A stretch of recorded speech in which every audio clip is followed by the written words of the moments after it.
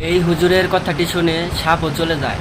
তার মানে বুঝতে পারতেছেন, মানুষটাই ভালো একটা মানুষ, তাই সাপটি তার কথা শুনলো। ঠিক আছে, ভালো মানুষের কথা সবাই শুনে, এটা তার বাস্তব প্রমাণ। সবাইকে শেয়ার করে দেখার সুযোগ করে দেবেন এবং সম্পূর্ণ ভিডিওটি দেখেন। দিনের বেলা বেরোতে নিষেধ করছি, তুই দিনের বেলা বেরোচ্ছিস যা তোর বাসায় যা। হ্যাঁ, বেরোচ্ছিস যা বাসায় যা। ধরে দেখে মানুষ ভয় পায়, দিনের বেলা বেরোবি না, ধরে নিষেধ কতবার নিষেধ করছি। যা বেরো, যা তোর বাসায় যা।